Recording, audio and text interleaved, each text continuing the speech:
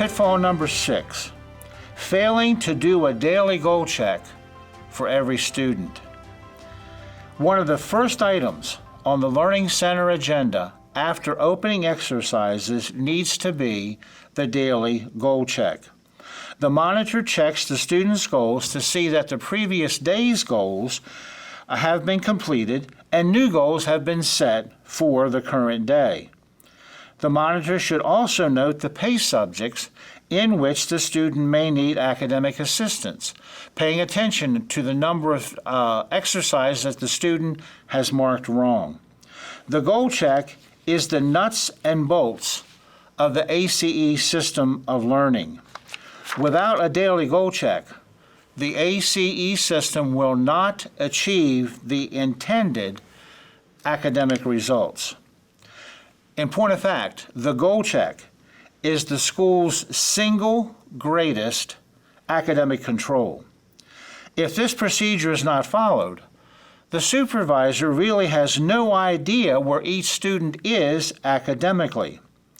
If there are problems in understanding, scoring, completion of goals, and so forth, a goal check will spot those things early before they mushroom or snowball.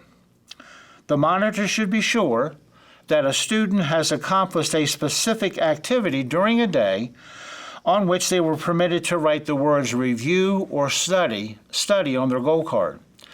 Many students will write review or study, then not do anything that day, just gives them a day off in that particular pace. The monitor needs to ask them, what did you do to review or study and prepare for your coming PACE test? Make sure the student has not adjusted their goals without permission indicated by the supervisor's initials in green on the goal card.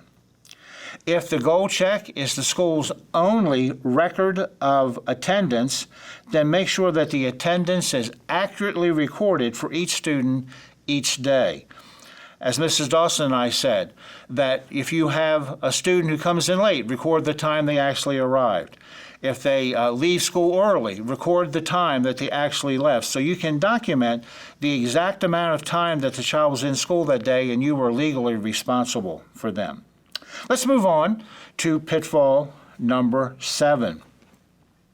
Relying on only negative motivation to control and motivate students.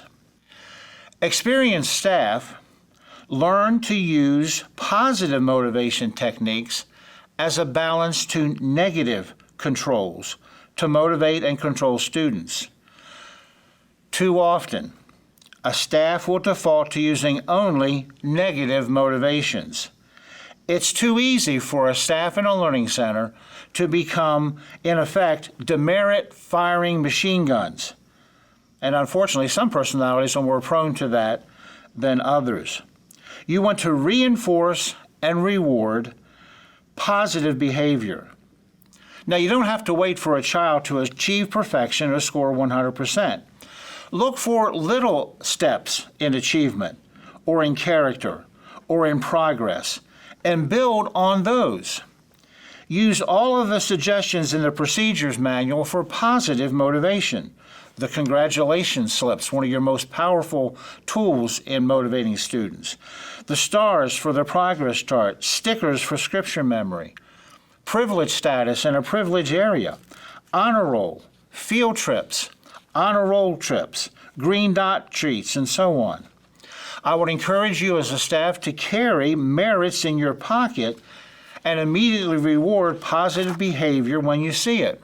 When I was a supervisor, I carried merits in my shirt pocket so that when I was out on break or in some other part of the school campus outside of the learning center, if I saw behavior that I wanted to reinforce and motivate, I would have the merits, write the merits right then, and give them to the student, knowing full well that if I didn't have the merits with me and I waited till I got back to the learning center, more than likely I would forget and miss that opportunity to motivate that child and reinforce positive behavior. Especially, you want to reinforce positive behavior in character. If they show courtesy, for example, holding a door for a lady, one of the boys. Or kindness. A student is brand new to the school, and on that first break, they don't know anyone perhaps. And you notice students who go over and include that new student. Come sit with us, come play with us. Those are all things you want to reinforce and reward and motivate that positive behavior. If you have the merits with you, you can do it immediately. As a staff, you want to find out what students will work for and make those things available to them. An attainable goal is an incentive for a potentially lazy child to complete even the most difficult problems or paces.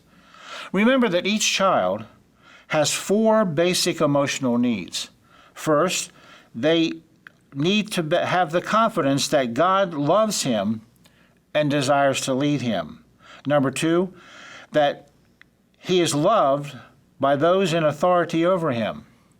Number 3, that he is accepted just as he is. And number 4, and that has application to what we're talking about, he needs to be praised when he demonstrates character.